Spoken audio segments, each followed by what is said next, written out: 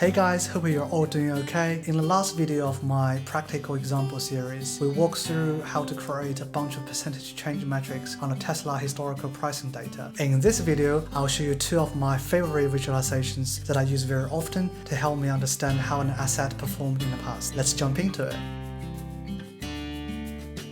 So we'll continue building upon the Jupyter notebook from the last session, but for this walkthrough, we'll use GameStop as an example, which is one of the hottest stock at the moment. Let's first just change the ticker from Tesla to GME, and then rerun the whole thing. The first graph that we're going to walk through is a boxplot. In descriptive statistics, a boxplot is a method for graphically depicting groups of numerical data through their quartiles.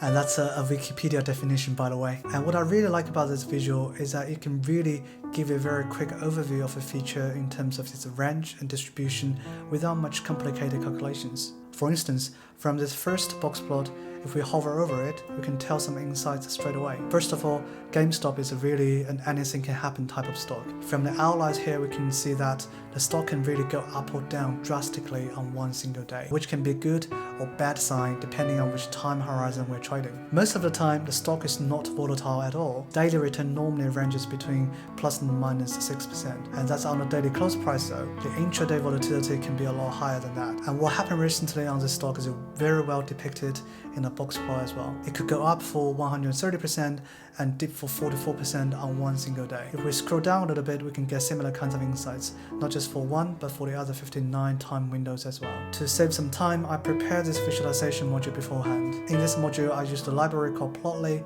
and wrap it up into a function so that it could be put into good use for my own work. If you're interested, do drop a comment below and I'll cover the details of this little module in future videos. As you can see, to produce such a graph, it's not complicated at all, but you can easily tell quite some stories from it already. For some medium or longer term traders or investors, monthly return is an important metric to evaluate an asset as well. And the second graph we're going to walk through is to use a bar chart to show the monthly return of GameStop. To achieve this, we need to do a bit of data manipulation, as we'll need to sum up all the daily returns for a particular month. The first step is to create a year-month column. So I took a two-step approach, taking the year and the month from the data index first, and then concatenating them into the year-month column. The second block of code looks slightly complicated, but it does nothing more than getting some grouping statistics by the year-month column. And then we have this nice flat table which gives us the monthly sum of daily returns. And just as what we did before, I used a very simple visualization module to bring down the bar chart. Although the highest monthly return occurred in the month of January, the stock has actually been going up consecutively for 5 months